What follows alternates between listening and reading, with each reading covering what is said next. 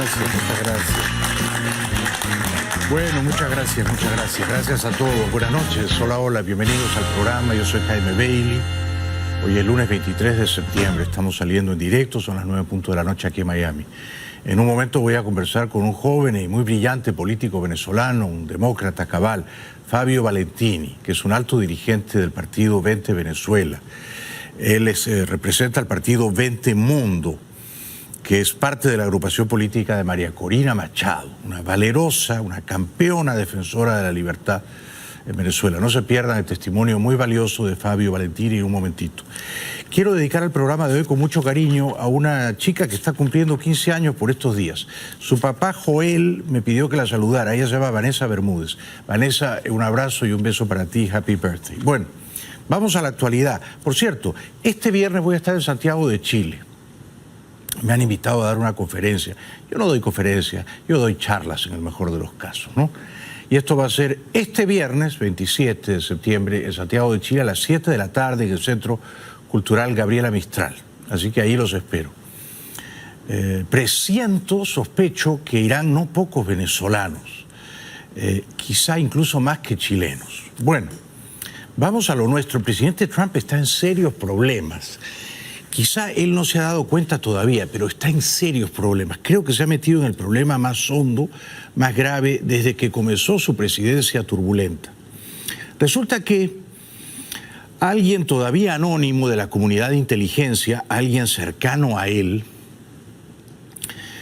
lo escuchó hablar el pasado 25 de julio por teléfono, en tono muy áspero y con la voz muy estridente, con el recientemente elegido presidente de Ucrania, Volodymyr Zelensky.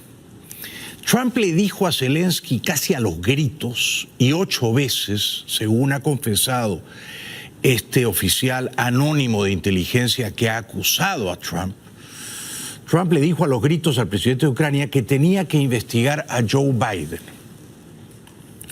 Si Trump le ha pedido al presidente de Ucrania, o sea, al jefe de Estado de un país extranjero, que use su poder para enlodar o enfangar a su principal rival, a quien lidera las encuestas en el campo demócrata, el ex vicepresidente Biden, está metido en serios problemas. Podría haber transgredido la ley. En el campo demócrata están seriamente considerando un impeachment, o sea, un enjuiciamiento político, aun si luego no reunieran todos los votos en el Congreso. Trump dice que en efecto habló con el presidente de Ucrania, que fue una gran conversación, que fue una conversación absolutamente perfecta y virtuosa, que se habló de la corrupción, pero el hecho es que Trump conminó al presidente Zelensky a reunirse con Rudy Giuliani, que es íntimo amigo de Trump y abogado personal suyo.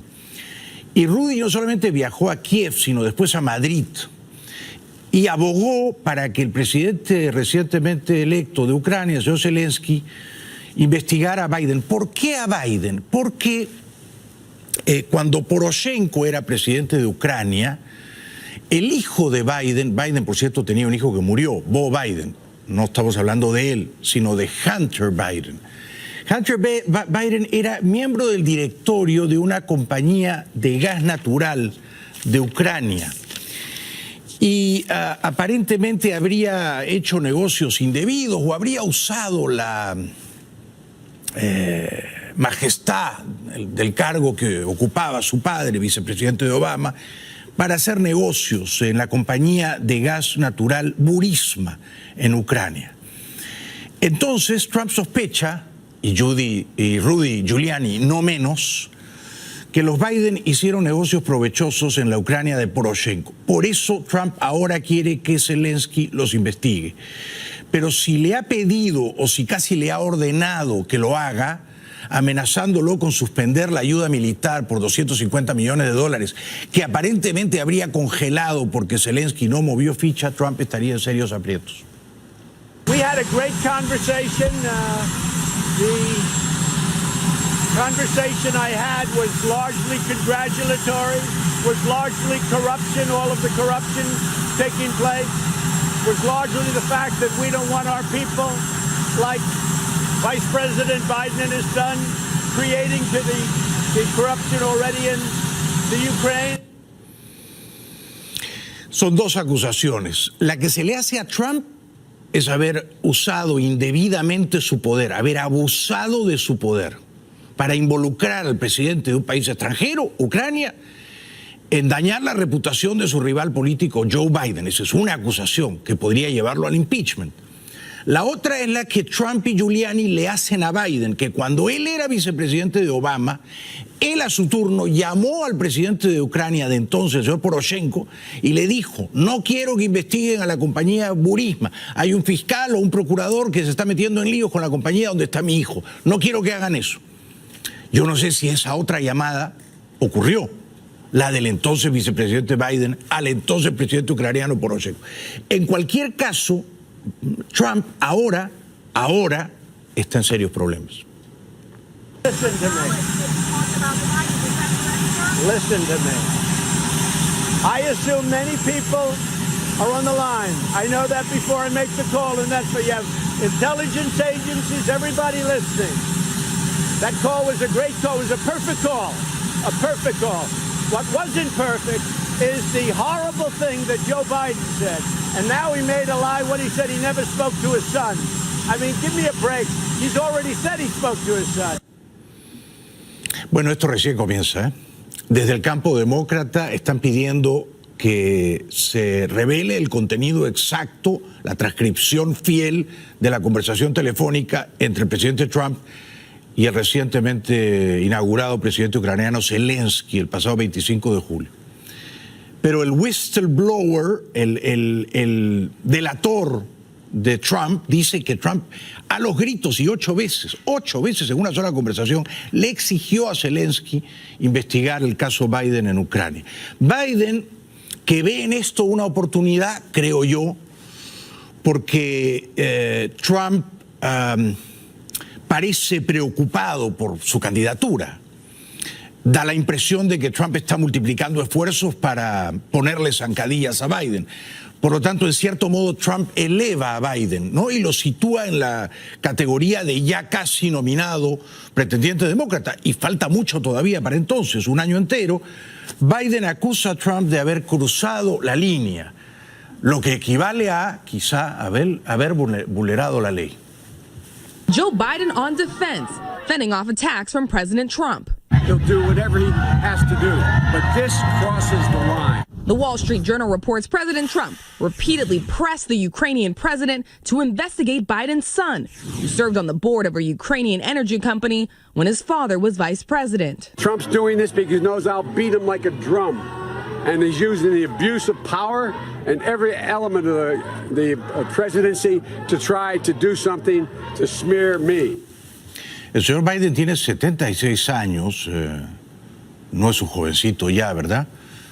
Y a rato se le nota, está políticamente exhausto. Yo tengo serias dudas de que él pueda capturar la nominación, pero esto le ha dado fuelle a su candidatura. Él niega haber hecho la llamada a Poroshenko cuando era vicepresidente de Obama. Él niega haber usado su poder político para socorrer a su hijo haciendo negocios en Kiev. I've never spoken to my son about his overseas business. And so how do you know? Let's talk about, here's what I know. I know Trump deserves to be investigated. He is violating every basic norm of a president. Esto se va a complicar, se va a enredar, y yo creo que aun si los republicanos no apoyan un impeachment, es probable que los demócratas sigan adelante, ¿no? Nancy Pelosi ha dado señales inequívocas al respecto. Desde el campo republicano, gente como Mitt Romney ha criticado severamente a Trump. Y da la impresión de que tanto Trump como Rudy Giuliani admiten que en efecto ese diálogo ocurrió con Zelensky. Seguiremos informando. El presidente colombiano Duque está en Nueva York para la Asamblea Anual de Naciones Unidas y en la puerta de su hotel, y sin vacilar, yo lo aplaudo, llama genocida al dictador Maduro. Maduro es un genocida, pero además de ser un genocida, ¿usted no le parece un genocida a una persona que ha perseguido sectores de la población venezolana con el solo hecho de brutalizar con la violencia las expresiones libres? ¿Cómo no va a ser además un genocida una persona que se ha dedicado a perseguir grupos poblacionales de manera inmisericordia? Bueno, el principal grupo poblacional que ha perseguido impiadosamente Maduro es la nación venezolana, a la que ha exterminado y a la que ha volcado al exilio por millones. Duque compara a Maduro con el tirano serbio Milosevic, que por cierto murió prisionero de la Corte de La Haya. Y además es un criminal de lesa humanidad, como lo sustentamos nosotros en nuestra demanda ante la Corte Penal Internacional, y que lo ha sustentado también el secretario general de la OEA, Luis Almagro, con el reporte que hizo sobre las violaciones de derechos humanos, y que ha sido además ratificado por el reporte que hizo recientemente Michelle Bachelet. Claro que es comparable con Milosevic, pero además la actitud de Nicolás Maduro de proteger grupos terroristas en su territorio también es comparable con la protección que le dio el régimen talibán a Al-Qaeda en su momento. Muy bien por el presidente Duque, ¿no? Comparar a Maduro con el régimen talibán de Afganistán, bueno, son palabras mayores, ¿no? Palabras mayores. En el contexto en que la mayor parte de los firmantes del TIAR, reunidos ahora en Nueva York, están evaluando sanciones todavía más duras contra la autocracia de Caracas. En otra comparecencia en Nueva York, el presidente colombiano prometió redoblar esfuerzos hasta que triunfe la libertad en Venezuela. Nosotros, como colombianos, defensores de la Carta Democrática Interamericana, vamos a seguir respaldando al pueblo venezolano hasta que alcance su libertad. Y seguiremos denunciando los atropellos de la dictadura. Porque Nicolás Maduro, con lo que ha hecho con el pueblo venezolano, es el Milosevic de América Latina. Bueno, si lo es, y para mí lo es ciertamente, y aún peor, entonces se justifica usar la fuerza militar. Clinton era renuente a usarla contra Milosevic, querido Iván Duque, pero las evidencias le demostraron que había que usar por lo menos la aviación, y usó su aviación militar para bombardear masivamente a la dictadura serbia, al punto que la obligaron a rendirse. Se usó la aviación militar de Estados Unidos y la aviación de la Alianza Atlántica, pero Estados Unidos movió ficha primero. No se diga luego Afganistán, ¿no? Estados Unidos todavía tiene 5.000 hombres en Afganistán, es la guerra más larga en la historia de este país. Entonces, comparar a Venezuela con la Serbia de Milosevic o con Afganistán de Al-Qaeda, me parece a mí que debería, por lo menos en el terreno de la teoría, debería abrir la puerta para evaluar el uso apropiado, eficaz de la fuerza. Nadie habla de poner decenas de miles de soldados en tierra, pero con solo usar oportuna y eficazmente la aviación militar, todo cambiaría en 3 días. Dicho eso, el cenutrio, el analfabeto dictador venezolano, se ríe cínicamente de su propia dictadura, convoca el aplauso de los famélicos, de los desnutridos que lo acompañan, y hace una alusión insidiosa contra Henry Falcón. Y poquito a poco empezó un trabajo humilde con las comunidades, y cuando vinieron las elecciones a gobernadores, en esta dictadura que yo dirijo, cuando vinieron las elecciones en la dictadura, nuestra almirante en jefe humildemente salió a la calle y ganó con más del 60% de los votos a un caudillo opositor llamado Henry Falcón, que tenía como 10 años de gobernador por allá. Bueno, todo es mentira, ¿no? Porque Falcón no es un caudillo, le falta talento para hacerlo, no es opositor, es un colaboracionista de la dictadura. Y sobre todo Maduro no sacó el 60% de los votos, ¿no? Bien contados uno a uno limpiamente, Maduro no podría sacar más del 10 o el 15% de los votos. ¿Hay todavía tantos venezolanos confundidos? O sea, 1 o 2 de cada 10 votarían por Maduro, quizás sí. Pero 60% de los votos es una tomadura de pelo, ¿no? En una entrevista con una cadena iraní, porque Maduro en esto es pródigo, ¿no? En dar entrevistas a los rusos, a los iraníes, que son televisoras estatales enemigas sistemáticas de la libertad, ¿no? Y propagandistas de todo lo que adverse a la libertad. ¿no? O sea, que son cadenas que intoxican, que esparcen veneno y por supuesto que hacen entrevistas complacientes al tirano de Caracas. Maduro pidió diálogo con Trump. A mí, la verdad, Trump me inspira pavor, no miedo, pavor, porque es capaz, errático e impredecible como es, de llegar a la conclusión de que así como él dialoga con Kim Jong-un, también conviene dialogar con Maduro. Trump es capaz de eso y de cualquier cosa. Si el presidente de Estados Unidos algún día decidiera rectificar la política equivocada que heredó de Barack Obama, yo estaría dispuesto, nosotros estaríamos dispuestos a iniciar el proceso de conversaciones, de diálogo, para intentar establecer una relación de respeto. Nadie en el mundo puede decir que está listo para la guerra. Nadie. Puedo decirte que estamos listos para la paz, para que triunfe la paz. Sí, bueno, pero este fin de semana ha tenido a sus vehículos anfibios haciendo un espectáculo patético en el lago de Maracaibo. Y esa no parece una preparación para la paz. Tampoco son ejercicios militares que intimiden o arredren a nadie, más bien demuestran el estado ruinoso de la chatarra militar venezolana, que casi no tiene combustible para movilizarse, ni para que sus aviones Sukhoi despeguen. Desde Nueva York, Julio Borges, virtual canciller del presidente Guaidó, pide más presión contra la dictadura de Caracas.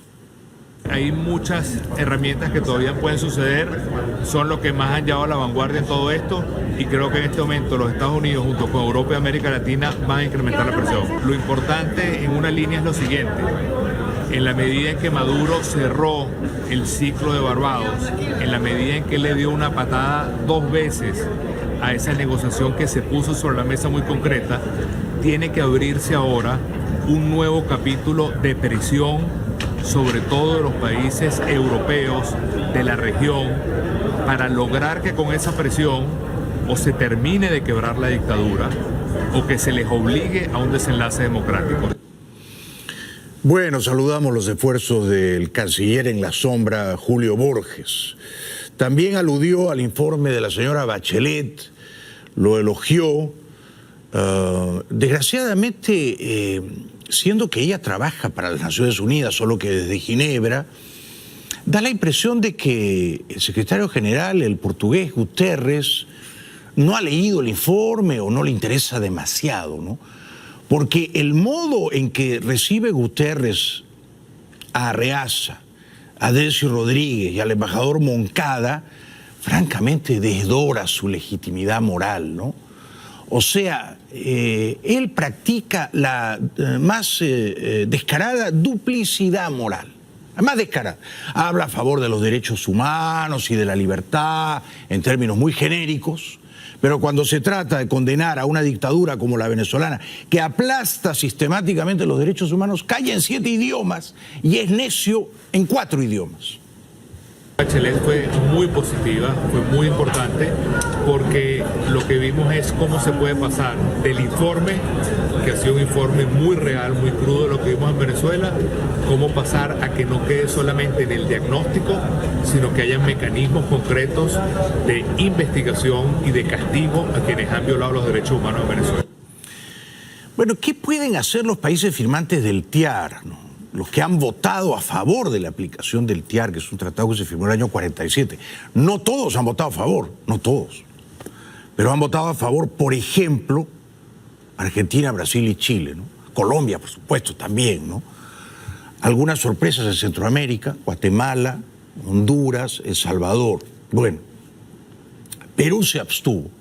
Una pena, una vergüenza, ¿no?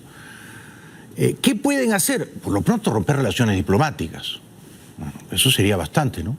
Expulsar a los embajadores, a los espías de Maduro. Eso sería algo. Luego, tomar unas medidas punitivas, unas represalias económicas, no comerciar en modo alguno con la Venezuela del gobierno espurio de Maduro, pero hacer un poquito más, algo más, recorrer una milla extra, ¿no? Aparte de los habituales pronunciamientos diplomáticos. Bueno, Borges prometió reunirse con el canciller socialista Borrell, el catalán Borrell. ¿Haría bien el señor Borges en pedirle a Borrell y al embajador Silva en Caracas que no coarten, que no amordacen la libertad de expresión de Leopoldo López, que está prohibido de dar entrevistas en la Embajada Española en Caracas. Bueno, iniciamos reunión con Borrell y con el canciller Silva de Portugal. Portugal y España son los dos países más importantes del caso venezolano y ellos están claros que la culpa del fracaso de las negociaciones es de Maduro, que la propuesta nuestra de elecciones libres, transición y garantía es absolutamente correcta. Bueno, estamos con el señor Borges, por supuesto. Yo sé que a veces sectores impacientes o crispados de la oposición demonizan a Borges, lo demonizan. Creen que Borges es un traidor, que Borges se ha vendido a la dictadura. Yo no hago míos esos argumentos. No, yo creo que Borges puede haber cometido errores en la estrategia, lo mismo que Enrique Capriles. Ambos pensaban que podían derrotar a la dictadura en las urnas, en un referéndum revocatorio. Pero son errores en el análisis, en la percepción, en la lectura de la realidad. Yo creo que en el fondo son personas decentes y que hacen su mejor esfuerzo por la causa de la libertad de Venezuela. Ahora vamos a la publicidad, pero antes de la publicidad, y luego viene Fabio Luigi Valentini, un brillantísimo joven político venezolano del grupo de María Corina, no se lo pierda. Tenemos un número de clientes publicitarios, todos ellos esperando su turno, poco a poco, tiene que ser ordenadamente la cosa. Primero La Fontana. ¿Por qué? Pues la Fontana se ha ganado un lugarcito en mi corazón. Se come rico y cobran amigablemente y son muy amables. La Fontana, denle una oportunidad. Bienvenidos de vuelta al programa. Nos acompaña un joven y muy brillante político venezolano, por supuesto es un demócrata, es del grupo de María Corina Machado, de 20 Mundos, se llama Fabio Valentini. Un aplauso para él, por favor. Muchas gracias. Bienvenido. Gracias. Bueno, por lo visto la gente te quiere aquí en el público. Bienvenido, ¿cómo estás? Gracias, Jaime, gracias por la oportunidad. Gracias a Muy ti bien. por estar aquí. ¿Qué te trae por Estados Unidos? ¿Tú estás viviendo todavía en Caracas y piensas volver? Correcto, sí, así es. Estoy en Estados Unidos, bueno, ahora recién volviendo de una semana muy intensa de trabajo político en la ciudad de Washington, donde entre otras cosas inauguramos nuestra primera sede de partido acá en los Estados Unidos, ahí en Washington. Y bueno, tuvimos encuentros con actores de diferente nivel a propósito de, tú bien sabrás, lo que se ha venido discutiendo estas semanas en relación a Venezuela, bien sea tema del TIAR, como también los diversos mecanismos de presión en contra de la tiranía venezolana. ¿Viste a Almagro, al secretario de la OEA? Sí, correcto, nos vimos el martes de la semana pasada. Es un gran tipo, ¿no? Ha hecho un trabajo formidable. ¿Qué va a pasar con el TIAR? Me contaba tu gente que hoy se han vuelto a reunir en Nueva York los cancilleres, ¿no? Y que la votación que han obtenido es mejor que la primera. ¿Qué medidas, qué represalias está estudiando el TIAR contra la dictadura venezolana? ¿Qué sabes tú, Fabio? Yo creo que hoy lo primero que tenemos que afirmar, Jaime, es que las Américas ha estado a la altura de entender inicialmente de qué va el conflicto venezolano. Ha sido un trabajo arduo y desde acá hay que reconocer los esfuerzos que ha realizado el embajador Gustavo Tarre, pero también los esfuerzos que hemos venido realizando muchísimos venezolanos de diferentes aristas y por supuesto también la diáspora venezolana generando esa presión con cada uno de los gobiernos que integran y son países ratificantes del TIAR. Sí. La cosa más importante de eso que se acaba de definir y aprobar con un solo voto en contra de Uruguay, la abstención de Trinidad y Tobago y 16 votos a favor, es precisamente que no excluye el uso de la fuerza, que era quizás uno de esos argumentos dubitativos que tenían muchos países ratificantes del TIAR. Y eso en parte es uno de los mecanismos que contempla el artículo 8 de dicho tratado. Sí, que va para eso desde está diseñado, claro. Correcto.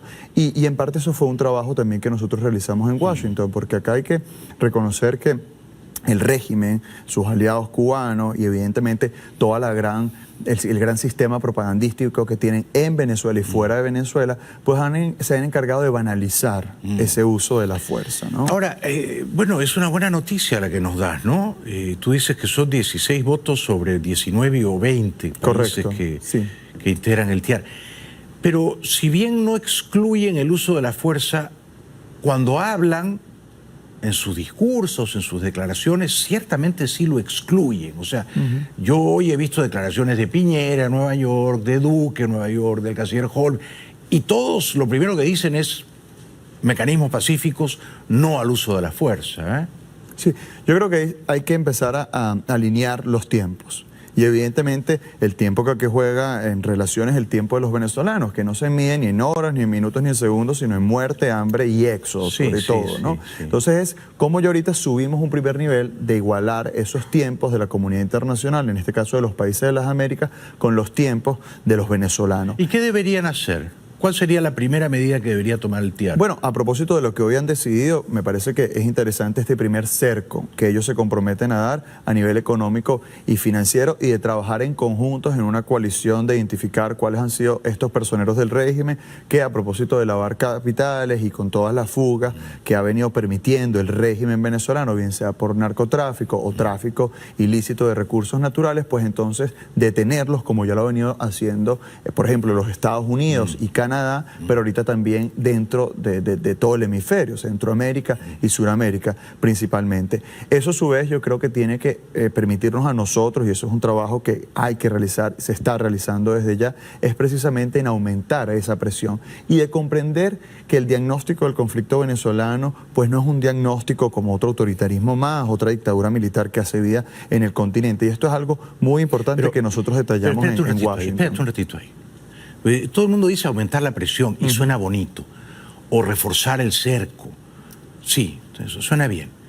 Pero si ninguno de esos países rompe relaciones diplomáticas con Venezuela, ¿de qué estamos hablando? Completamente. No, yo creo que lo primero que tendrían que hacer es romper relaciones. ¿Qué países que integran el TIAR y que han votado a favor han roto relaciones con Venezuela? Bueno, hay algunas embajadas en Caracas aún siguen teniendo uno que otro representante, muchos se han retirado su embajador, siguen teniendo encargados de negocio u otros oficiales de otro rango. Pero no ha ocurrido la ruptura formal. Pero no ha ocurrido esa ruptura y es parte también de las primeras acciones que tienen que tomar junto a este cerco. Lo que te quiero mencionar es que todo esto contribuye a fundamentar esa amenaza creíble. Uno tiene que poner las fuerzas que están en juego en este conflicto, las fuerzas que tiene a su favor la tiranía y las fuerzas que tenemos a favor quienes luchamos contra la tiranía. Y en esas fuerzas, que es evidente, muy importante, el componente internacional, cómo entonces nosotros consolidamos esa amenaza creíble que haga que la balanza sea a favor de la comunidad internacional y a favor de los que estamos en contra de la tiranía y pues entonces acorrale a la tiranía. ¿Pero tú crees que el TIAR es una amenaza creíble? Forma parte de esa amenaza creíble. Es decir, ¿sería más creíble, Fabio, si el señor Piñera o el señor Bolsonaro o el señor Duque, por ejemplo, dijeran que el uso de la fuerza se puede justificar y que no lo descartan, como ha dicho repetidamente Washington? Pero lo primero que dicen es que lo descartan. Lo primero que dicen. Colombia no es un país belicista, Chile no cree en la guerra. Es lo primero que dicen. Totalmente, pero es que también entonces yo no sé si es una amenaza creíble. Porque ahí precisamente el TIAR es una condición necesaria, mas no suficiente. Ahora, la cuestión está también en que estos actores comprendan qué es uso de la fuerza. Y todos nos lo dijeron en esta semana en Washington. Es parte de esto que te venía comentando, este sistema propagandístico. No es la desembarcación de Normandía. Por eso, no es... el uso de la fuerza es un menú de 24 opciones. Hay un montón de opciones. Un montón. Totalmente. Y ahí evidentemente nosotros, por ejemplo, hemos hablado de que esto es una guerra de cuarta generación y tiene muchísimas vertientes. Una de ellas, por ejemplo, se sorprendía muchos oficiales de diferentes gobiernos de las Américas, era el asunto cibernético. Y poco se ha hablado en esta región de cómo China y Rusia, por ejemplo, han jugado y le llevan una delantera a los países de la región, en nuestro hemisferio, en cuanto a asuntos de seguridad cibernética. Ahí, por ejemplo, tienes una primera opción.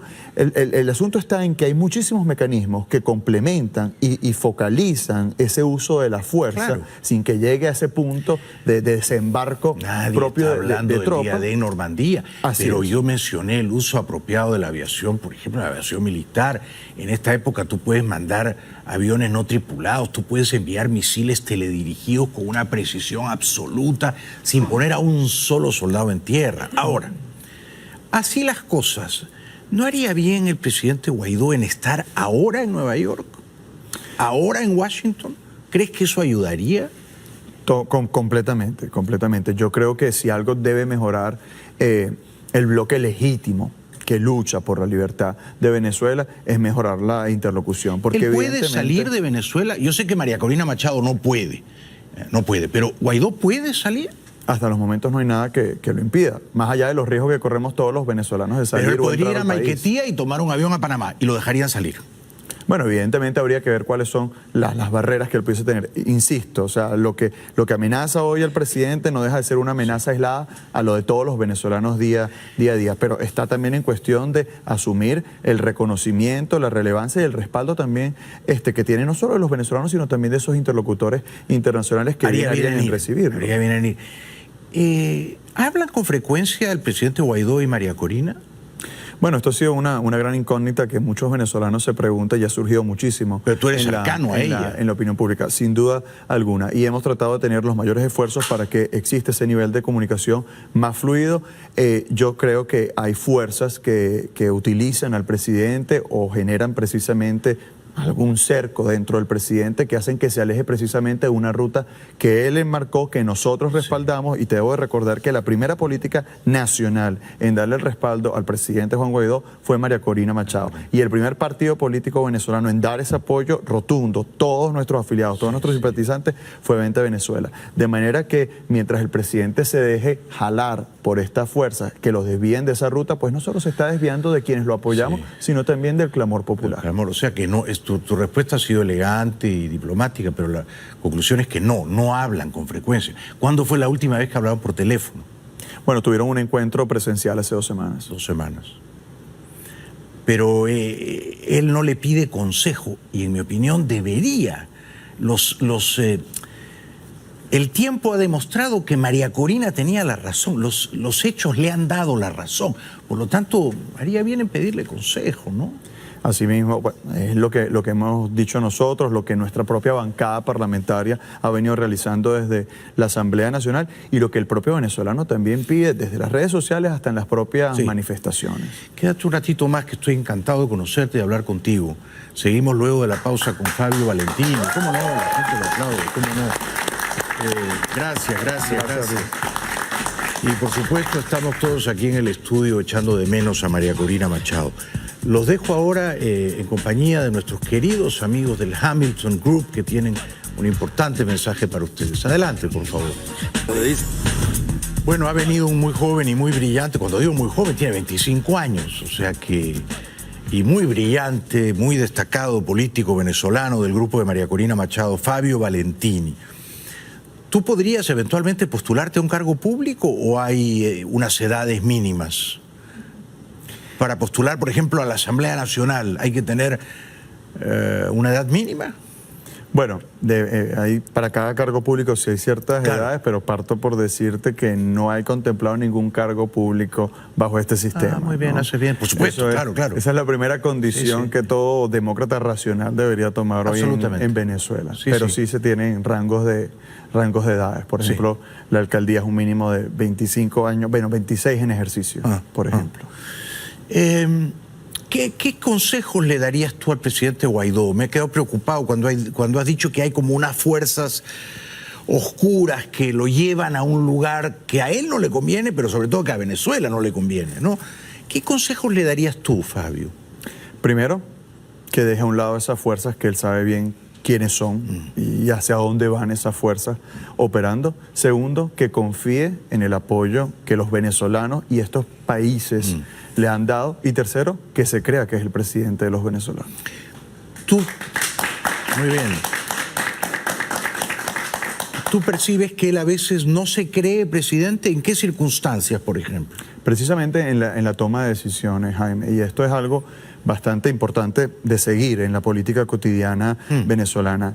Él ha sido empoderado, reconocido no solo por la legitimidad de la Constitución, de nuestro marco normativo, el poco reducto de Estado de Derecho que pudiese haber hoy en Venezuela, el apoyo popular y también el reconocimiento de estos países de la comunidad internacional. Y ante eso también el respaldo que ha de tener con todo aquel diputado que se comprometa con la ruta enmarcada.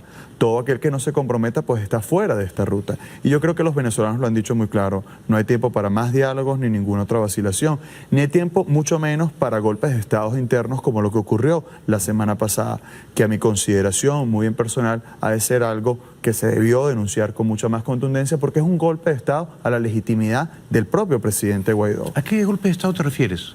Bueno, algunos lo han apodado el chiripero 2.0, pero al final son agentes del régimen que hablan con el régimen, estos que se reunieron. El pacto infame de Claudio Fermín y de Mujica. Ya. ¿Debería el presidente Guaidó, creyéndose presidente, como tú le aconsejas sabiamente, pedirle al mundo, a Estados Unidos, al Grupo de Lima, a las Naciones Libres de América, invocando los artículos pertinentes de la Constitución, que vaya a socorrer a Venezuela? ¿Debería hacer esto de una manera más explícita? Lo debió haber hecho y los debe, y aún está en oportunidad de hacerlo, y es algo que nosotros propusimos desde el mes de febrero. No lo ha hecho, ¿verdad? Y si tú quieres 187, numeral 11. Si tú quieres que la policía venga a tu casa a rescatarte, porque hay un intruso que está matando a tu familia, tienes que llamar a la policía. Totalmente. Si no la llamas, ¿cómo se entera? ¿Cómo? Exactamente. Y eso es uno de los ejemplos. Otros en Venezuela muy coloquialmente dicen, si se te está quemando la casa, pues entonces tócale la puerta al vecino a ver si te ayuda. Pero le tienes que tocar la puerta al vecino, porque el vecino puede estar durmiendo y no sabe que la casa al lado se está quemando. Y eso es prácticamente lo que expone en términos jurídicos, legislativos, el artículo 187, numeral 11, que como te digo, la bancada parlamentaria lo ha venido proponiendo y se lo ha ofrecido. Inclusive no es solo de ofrecerle al presidente apruébelo y ya, sino es un tema de qué realizar, o sea, qué estrategia asumir a partir de la aprobación de ese artículo que manda una señal muy, pero muy clara a esa comunidad internacional. Sí. Tú decías que el uso de la fuerza no necesariamente entraña una operación militar masiva con miles de hombres en tierra por un periodo prolongado y con el deseo de reconstruir la nación, pagando cuentas onerosas. Y tienes toda la razón. Es una observación muy sagaz. Ahora, yo te pregunto a ti, estando los terroristas colombianos cobijados por la dictadura de tu país, ¿no? El ELN, las FARC, que son grupos terroristas que se financian con el narcotráfico. Por lo tanto, si la dictadura los apaña, la dictadura también está coludida con el narcotráfico. Totalmente. Por lo tanto, ¿no podría el presidente colombiano Duque, que es tan elocuente para condenar todo uso de fuerza en el caso de Venezuela, no podría Duque pedirle a la justicia de Estados Unidos, ¿no?, que decrete orden de arresto contra Maduro y Cabello, así mismo como contra Santrich y Márquez, por ejemplo? ¿No se podría explorar esa avenida legal, decretar orden de arresto por narcotráfico, por tráfico ilegal de narcóticos?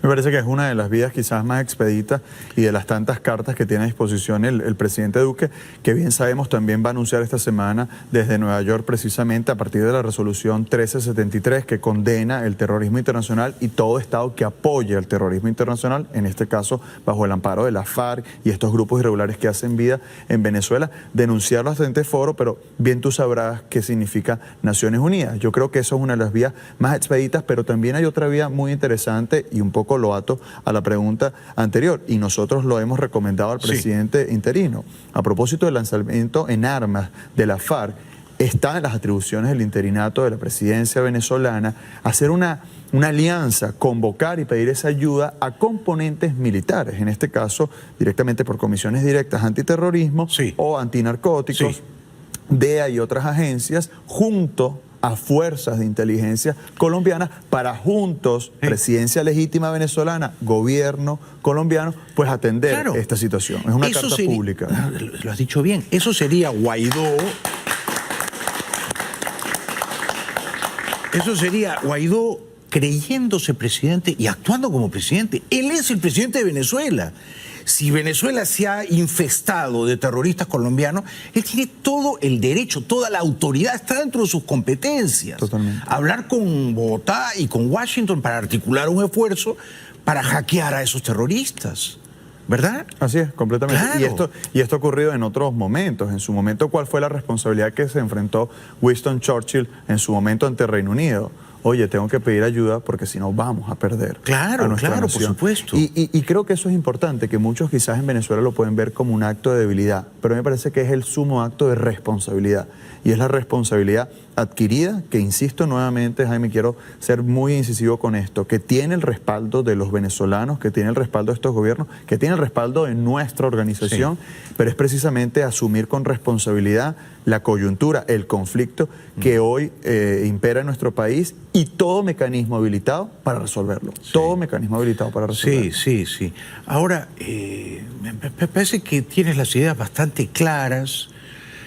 Sería muy importante que el presidente Guaidó escuchara a gente como ustedes, ¿no? Que lo puede iluminar, que le puede mostrar unos caminos que él no está viendo con claridad, ¿no? Que no está viendo con claridad. ¿Ustedes hablan con la gente del partido de Borges y de Enrique Capriles o tampoco hay una relación fluida? ¿O hablan con la gente de Voluntad Popular, con Leopoldo López en la Embajada de España? ¿O está muy dividida la oposición? Bueno, o sea, tienen canales como comunicacionales, evidentemente son más fluidos con aquellos actores que comparten la narrativa que nosotros tenemos. ¿Quiénes son esos actores? Del conflicto venezolano. Pues hay diputados que se han mostrado favorables a precisamente la invocación del 187.11 o al menos descubrir vías alternas para descubrir estos mecanismos de partidos como Primero Justicia y otro grupo quizás algo más minoritario en Voluntad Popular. Pero aquí hay que también denotar algo, ¿no, Jaime? Este es el momento donde Venezuela más unida está, y esto es un mensaje que nosotros repetimos muchísimo, porque Venezuela está unida en el mensaje de salir cuanto antes de la tiranía. Y ese debe ser el punto de encuentro de todo actor político. Quien no se quiere unir a ese clamor, pues entonces tiene otra agenda. Y el país, la coyuntura, los interlocutores internacionales, pues entonces deben de dejar a un lado a esos actores. Sí, estoy de acuerdo en esa observación. Ahora bien, me preocupa, digamos, el mandato del presidente Guaidó, ¿cuándo expira? ¿Expira en enero? ¿Se ha renovado indefinidamente? ¿En febrero sigue siendo presidente encargado interino de la nación? ¿Cuál es la lectura, digamos, formal, jurídica de eso? Porque hay toda una estrategia por parte de la dictadura de socavar y descabezar a esa asamblea, ¿no? Estrategia que, por cierto, comienza el día de mañana con la inclusión de los diputados nuevamente del PSUV. Vuelven a la Asamblea a sesionar Nacional. Claro. A propósito de tantos puntos de encuentro de esos interlocutores del régimen disfrazados de opositores la semana pasada. Eso se ha acordado en el pacto infame con estos colaboracionistas. Y eso es precisamente otro contrarreloj que nosotros tenemos en el gobierno de Venezuela. Claro, el tiempo corre en contra de nosotros. Así es, porque no es que es un minuto que nosotros perdimos, el otro actor no se movió, al contrario. Claro. Capitalizó ese minuto perdido. El interinato del presidente por términos constitucionales ha de terminar el 5 de enero. El 5 de enero del próximo año. Evidentemente hay, o tú bien sabrás, que hay un acuerdo de gobernabilidad en donde serían los partidos minoritarios quienes asumirían el último año de la presidencia de la Asamblea Nacional, pero mucho es hoy lo que se asoma en Venezuela, los escenarios que algunos pretenden imponer con un adelanto de elecciones parlamentarias, así como también otros escenarios electorales, un poco para denotar la farsa esa de Maduro y seguir con esa narrativa que mucho gusta en ciertos países que no practican la democracia, de que así puedes votar, pues, o sea, que democracia es igual a elecciones cuando democracia es igual a Estado de Derecho y no hay elección sin Estado de Derecho. Pero si el 6 de enero, que cae el lunes, la dictadura convoca unas elecciones para la nueva Asamblea Nacional, la legitimidad del presidente interino Guaidó va a ser cuestionada, ¿o no? Digo, él tiene hasta el 5 de enero para gobernar en plena forma. Después del 5 de enero no es lo mismo, ¿o me equivoco? Correcto, inician una serie de vacíos legales, constitucionales, que entre otras cosas se puede resolver a lo interno de Venezuela, pero muy poco comprensible puede ser a nivel de la comunidad internacional. Por eso. Más cuando hablamos de un conflicto donde sabemos que la fuerza más importante en estos momentos es de afuera hacia adentro y no de adentro hacia afuera. Por eso es que insisto en que el contrarreloj y que el capital acumulado se nos puede perder. De aquí al 5 de enero son 100 días. Correcto, 13 semanas. Y en esas 13 semanas, ¿qué es lo más importante que debería hacer Guaidó? Lo más importante para ti.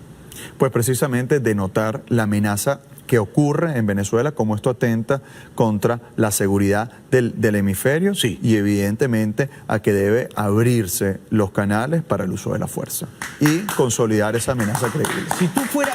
Bueno, magnífico. Si tú fueras, esos son espontáneos, ¿eh? Si tú fueras Guaidó, ¿cómo lo dirías? ¿Cómo debería decir eso el presidente Guaidó al mundo?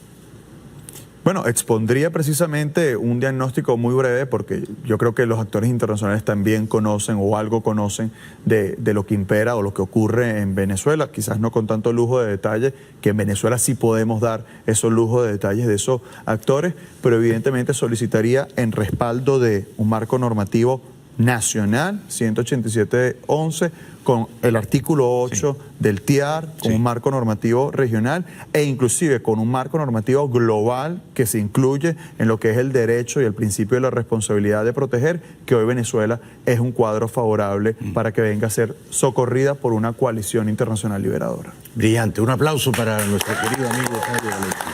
Brillante, muy bien, excelente. Bueno, ha sido un gran placer conocerte y escucharte. No me sorprende que seas un cercano colaborador de María Corina. Eres muy brillante, tienes un gran futuro político. Cuenta siempre con mi amistad y mi gratitud, querido Fabio. Gracias, Jaime. Gracias por la oportunidad y por ser voz de muchos venezolanos. A la orden, señor, y hasta el final, hasta ganar. Hasta vencer. Hasta vencer. Un aplauso para Fabio, ¿eh? Ahora los dejo en compañía del muy prestigioso bufete de abogados World Law. Adelante, por favor. Bienvenidos de vuelta al programa. Por cierto, les recuerdo que este viernes, en 5 días, voy a estar en Santiago de Chile. Llevo un par de años sin viajar. Hace años iba todos los meses, por razones secretamente amorosas. Me había enamorado de una artista chilena. Yo recién me había divorciado de mi primera esposa. En realidad ella se había divorciado de mí, no tuvo el buen gusto de alejarse de mí. Y yo me enamoré de una artista chilena, entonces iba todos los meses. Pero eran viajes clandestinos, furtivos, porque ella estaba casada todavía. Así es que Chile es un país que en mi memoria evoca siempre placeres furtivos. Hecha esa introducción, perfectamente innecesaria, les recuerdo que voy a estar este viernes en el Centro Cultural Gabriela Mistral. Se llama el Centro GAM, a las 7 de la tarde, hablando de mi carrera literaria, porque todo comenzó hace 25 años. Mi primera novela salió el año 94 en España. Se titula No se lo digas a nadie. Y todavía se vende. O sea que algo hice bien con esa novelita. En España se vendió muchísimo, hicieron una película. Pero cuando 25 años después lo que escribiste, bueno, o lo que pintaste, o lo que compusiste para la música, todavía se puede difundir, todavía hay lectores, espectadores, consumidores de esas formas de expresión artística, es porque has pasado la prueba ácida, ¿no?, que es el tiempo. Bueno, dicho esto, y lo digo porque siempre tengo ganas de ir a Chile, siempre. Entre otras razones para recordarme que los países de América del Sur deberían estar tan bien como está Chile, solo que no hacen bien sus deberes, ¿no? El presidente chileno, el señor Piñera, está en Nueva York y dijo lo que yo le acabo de decir a Fabio Valentini, que Chile va a redoblar esfuerzos para derrotar a la dictadura venezolana, pero todos los esfuerzos van a ser pacíficos, todos los mecanismos van a ser pacíficos. Vamos a ser consecuentes con nuestro principio de usar mecanismos pacíficos. Por esa razón, la voz de Chile en esta materia se alza en forma fuerte y clara y está orientada por estos dos principios. Yo creo que hay algunos que de una forma u otra le están haciendo más fácil el camino para que Maduro se mantenga en el poder. Para Chile, el presidente legítimo de Venezuela es Juan Guaidó, porque ha sido designado, de acuerdo a la Constitución venezolana, por la Asamblea Nacional, que es el único órgano legítimo que existe en Venezuela. Yo discrepo, con todo respeto, al presidente Sebastián Piñera, con todo respeto. Tendríamos que definir qué es un mecanismo pacífico y qué es un mecanismo violento, ¿no?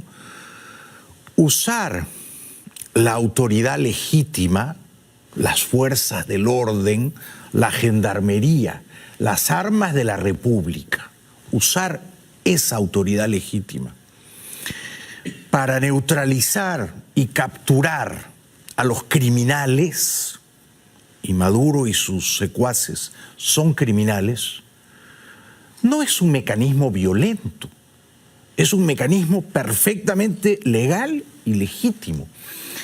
Maduro y Cabello, para mí, son colegas de Pablo Escobar, del Chapo Guzmán, son ampones, son forajidos. ¿De qué manera pacífica, o sea, privándonos del uso legítimo de las fuerzas del orden, podríamos derrotarlos? No veo, me parece que allí comete un error conceptual el presidente chileno. Habría que ir a capturarlos pacíficamente. Un cuerpo de élite de la policía, 3 o 4 helicópteros, de madrugada. No es una declaratoria de guerra. Antes se expiden unas órdenes de arresto. Todo se hace con arreglo a la ley y al derecho internacional. Pero cuando la policía tiene que actuar, no está vulnerando la paz. Cuando la policía persigue a un criminal, está custodiando la paz. Por lo tanto, si de mecanismos pacíficos hablamos, señor Piñera, si queremos pacificar a Venezuela, hay que capturar a Maduro. Si el fin ulterior es la paz, pacificar a Venezuela, hay que capturar pacíficamente a Maduro. Y subrayo el adverbio pacíficamente. Entonces, cuidado con las palabras, porque las palabras tienen que servir al propósito final. Y por eso le decía a Fabio, los presidentes de América Latina, del Grupo de Lima, lo primero que dicen es no a la fuerza, no a la guerra, no somos agresores, no somos belicistas. Perdónenme, la guerra ya está declarada. La guerra la ha declarado hace 20 años la dictadura venezolana contra su propia población indefensa. Esto lo sabe mejor que nadie don Elliott Abrams.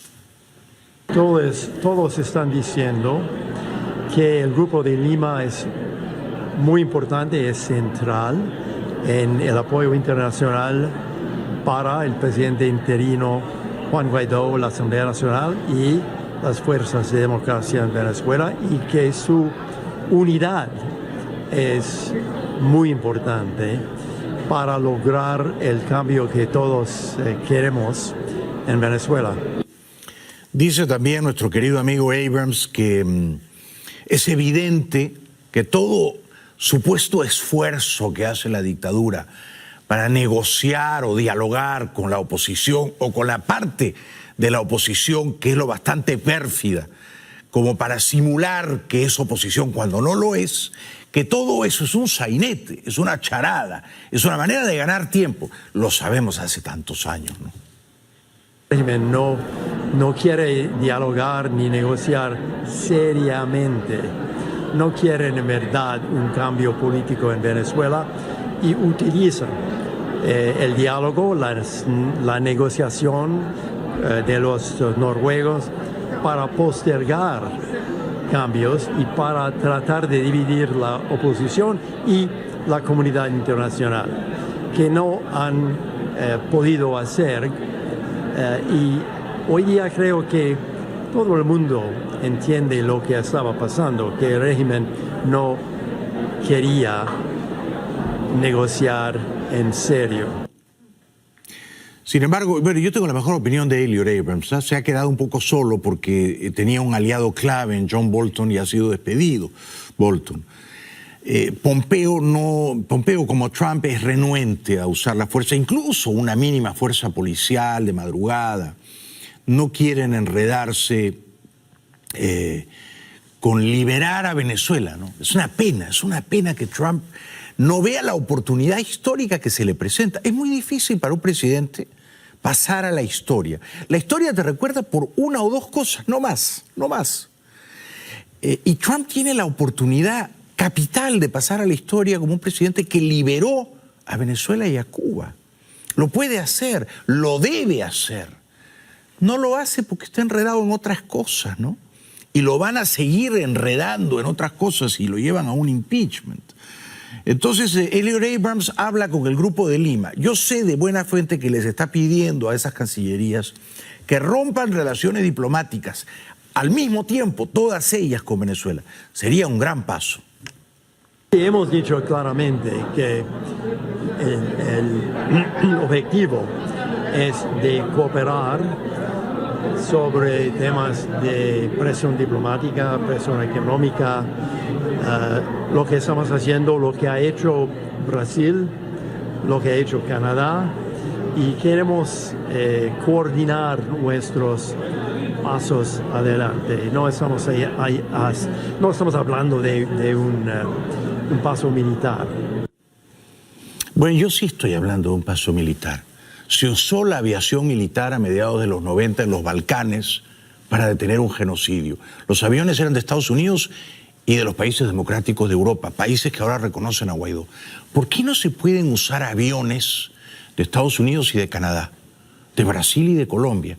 Y si Brasil y Colombia no quieren poner sus aviones, que pongan al menos aeródromos, que los aviones de Estados Unidos y Canadá despeguen desde Colombia y desde Brasil. Créanme, con unas operaciones de aviación militar bien planificadas y ejecutadas, la dictadura venezolana no resiste 3 días. No resiste 3 días. Se quiebra la lealtad militar. Los militares no van a vacilar en traicionar a Maduro y en correr a apoyar a Guaidó. Pero hay que mostrar músculos. Hay que demostrar entereza, resolución, liderazgo moral. Esto es lo que está faltando. Esto es lo que está faltando. Gracias, bueno.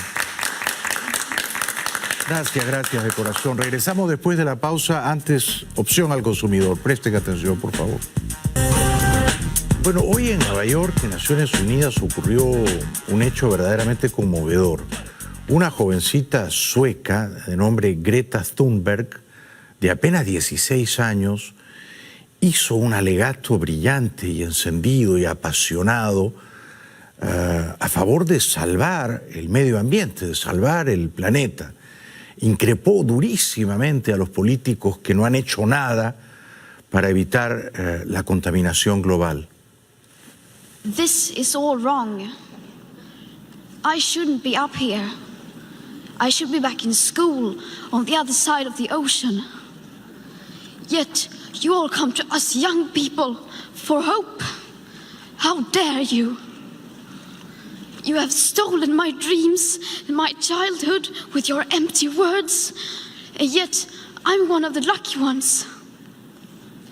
People are suffering, people are dying, entire ecosystems are collapsing.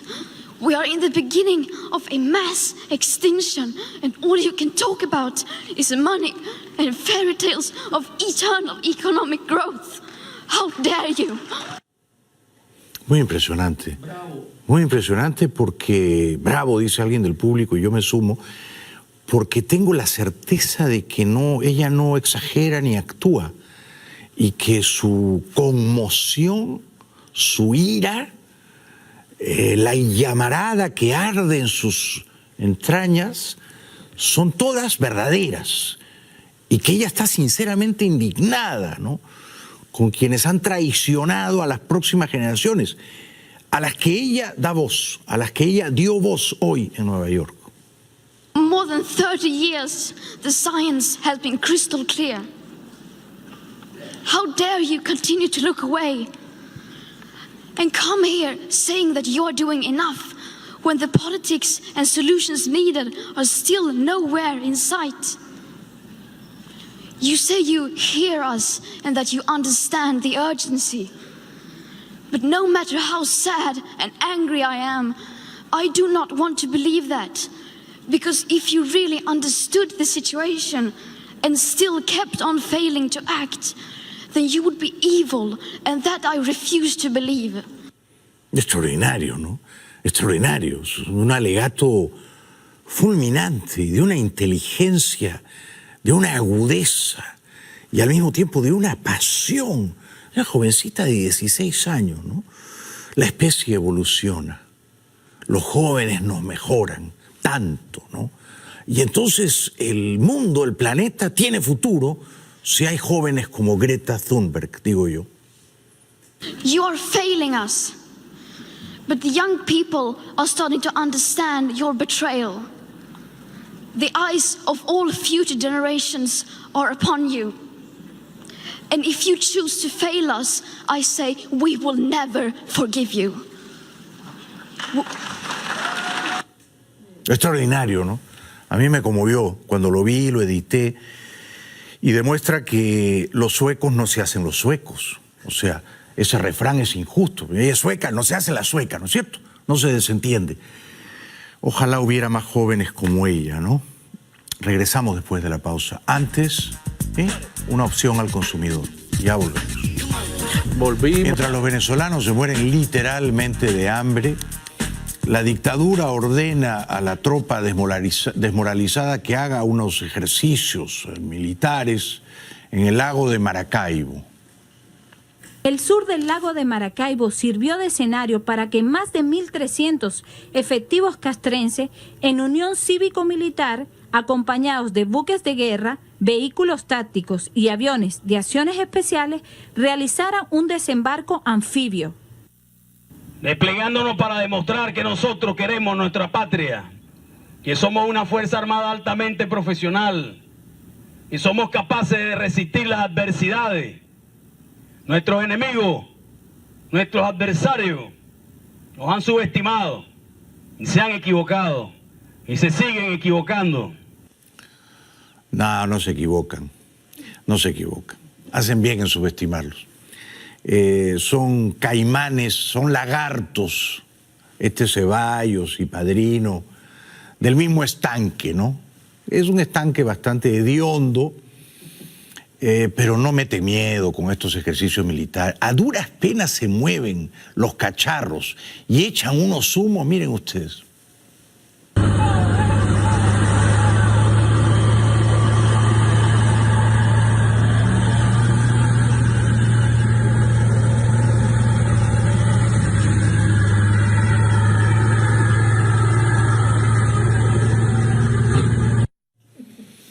Bueno, está bastante averiada y en condiciones ruinosas todo el equipamiento militar venezolano. Yo sostengo que la Armada venezolana perdería una guerra contra la Marina boliviana. Regresamos después de la pausa.